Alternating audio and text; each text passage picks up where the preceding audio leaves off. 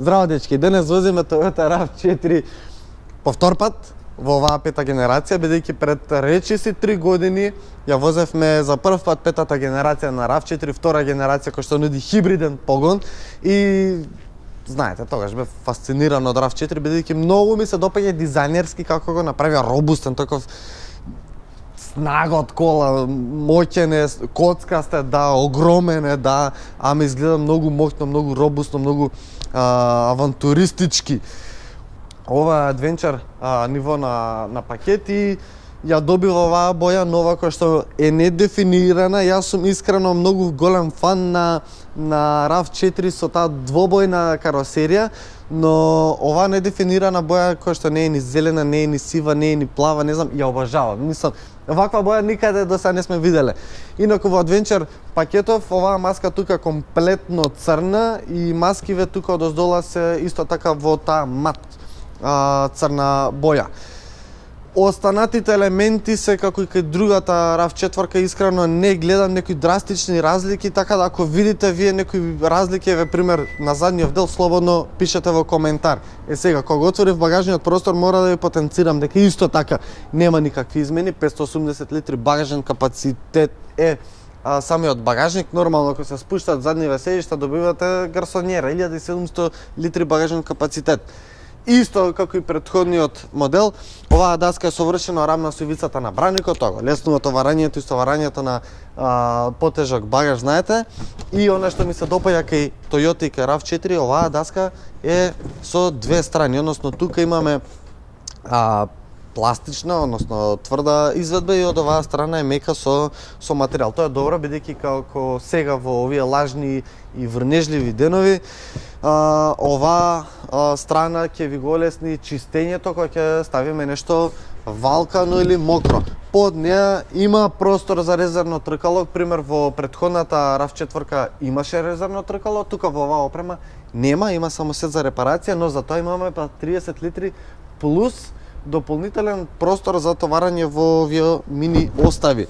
Мини остави има тука од страна, 12 волтен приклучок за струја. Јас искрено не гледам закачалки, куќи да, не се сеќавам дали имаше во претходната изведба закачалки, така да ќе го прегледаме тоа видео. Сега дури се затвара автоматски вратава, ние да го видиме задниот дел.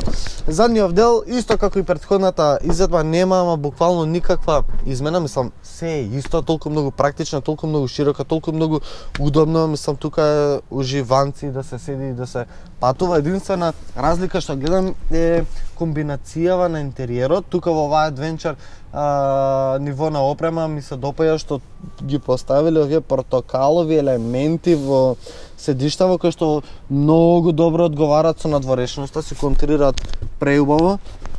На средниот дел, ако се возат тројца патници, мислам, еве и јас со моје големини можам тука да седам и да патувам многу долго и многу удобно, бидејќи имам простор од страна, можам да ги ставам и горе на тунелот кој што е доволно широк и доволно висок и не ми пречи за подолги патувања. Така да, стварно е многу убаво. Тука има два USB порта, исто како и претходната RAV4, односно, само не се сеќам дали таму беа Type-C, бидејќи тука се. Панорамен покрив што е фантазија. Каде да се постави панорама, јас ќе ја сакам, бидејќи е фантастична, има до се уште простор за главата, така да воопшто не е тоа никаков проблем.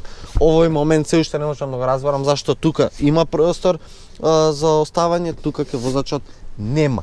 Не знам, стварно не разбирам. Сега кај односно напред кај возачот, а и кај сувозачот. Исто така, разлики нема. Овие практични елементи тука, гумениви елементи кај рачката, кај копчињава, дали е за климата, дали е за радиото, се уште ги има и тоа е супер практично, ги обожавам, бидејќи го дополнувате робустен елемент на RAV4, што го обожавам. Во поглед на практичност, тука има една остава, дали за банана, дали за телефон, тоа оставам на вас. Кај сувозачот има уште една голема остава за новчаник, за телефон, за пак зашто сакате вие. Доле има остава за телефон и тоа со бежичен полнач. Две остави за шишење кои што се стварно големи остави, многу големи. Под наслонов за раката исто така, истиот простор, истиот практичен елемент. Ја има оваа даска исто така за новчаник, кој што можете да користите. Два USB порта плюс имате тука USB порт, има уште еден тука ке бежичниот, да. Полноч и 12 волтен приклучок за струја. Во поглед на опрема, грејачина, сешта грејачина, волан автоматски светла грејачина, предно стакло на ретровизори, буквално се. Адвенчер е највисокото ниво на опрема, така да не очекувате дека нешто ќе ви фали. Нема да фали. Сега тука имаме на работа, потенцирам во поглед на екранот, 10,25 инчен екран, истата димензија, истиот екран, не е ништо сменето до некаде. Зошто? Бидејќи екранот во поглед на боја во резолуција е ист како претходниот систем, но има некои дополнувања, пример конкретно кај системот за паркинг камерата, она како во Corolla Cross што ви кажав дека ве насочува, ви кажува од која насока ви доаѓаат возила, тоа го има тука имплементирано е, но останатиот дел е ист. Уште еден дигитален дисплеј има пред возачот, кој што супер ги покажува информациите за брзина, за безбедносни системи, навигација, потрошувачка. Така да сега може да почнеме да возиме, за да видиме колку потрошувачка има RAV4 со овој мотор. Бидејќи сега дојде редот за возење, мора да потенцирам вака неколку работи. Кога станува збор за Toyota, мислам дека во последниве неколку епизоди видовте она што ви го кажам, дека Toyota се стварно многу стабилни, многу добра контрола имате над возилото, но како се зголемуваат моделиве, односно еве имавме Corolla Cross и сега дојдеме до RAV4, мора да потенцирам дека и тука има многу добра контрола над самото возило.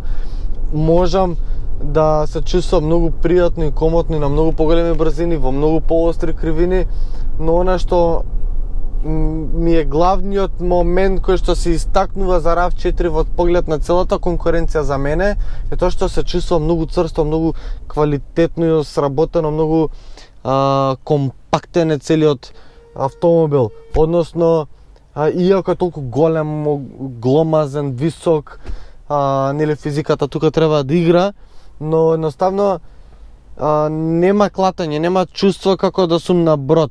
Имам чувство како во еден многу добар хеджбек, во еден многу добар седан да се возам, во една Corolla на некој начин.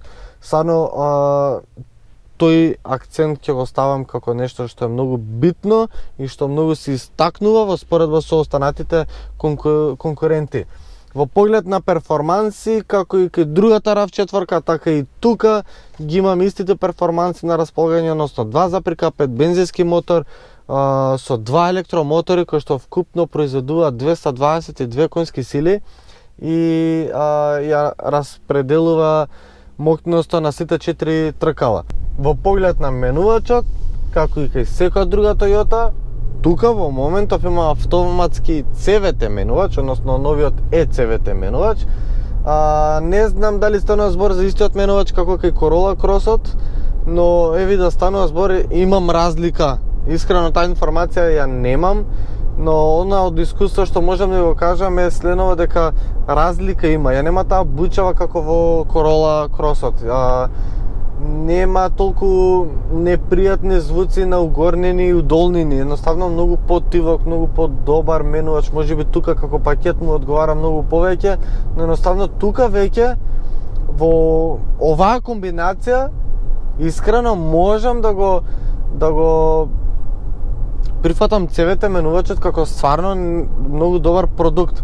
Односно, ако успеете таа комбинација на хибридниот режим и CVT менувачот да ги совпаднете како најдобро да функционира, тогаш стварно ќе имате многу добар автомобил, односно целокупен продукт кој што ќе ви биде фантазија и на потрошувачка, и на возење, и на комоција. Сега околу потрошувачката, истите перформанси, истиот автомобил, нема некоја разлика во потрошувачка, односно сега во моментов ми покажува 7.2, што е многу добра потрошувачка. Во претходното искуство и сега сметам дека ако внимавате, доволно ако внимавате на возење, тогаш ќе добиете бројка некаде околу 6 литри. Но еве, да не возите како бабичка, да возите најнормално 7 литри, 7,5 нека се, се сосема фантастична бројка за едно чудовиште како RAV4. Сега, нешто што треба да се прифати околу RAV4 е новата цена, бидејќи сепак се 3 години поминати од претходната RAV4 и сега во ова адвенчар ниво на опременост, највисокото ниво, чини 55.950 евра. Тоа оставам на вас вие да го прифатите, дали е окей, дали се многу, дали вреди, дали не вреди. Едноставно да, е поскапена од претходната RAV4, но сепак 3 години се поминати, поскапувањата не се само ке Toyota, знаеме дека е секаде, така да пак ќе кажам, во поглед на сите останати работи што ги нуди RAV4, во поглед на вожња, во поглед на комоција, може би е најдобрата опција во конкуренцијава. Очекувам ваше мислење, пишете коментари, ставете некој лайк, направете сабскрајб и се гледаме во ново видео наскоро. Чао!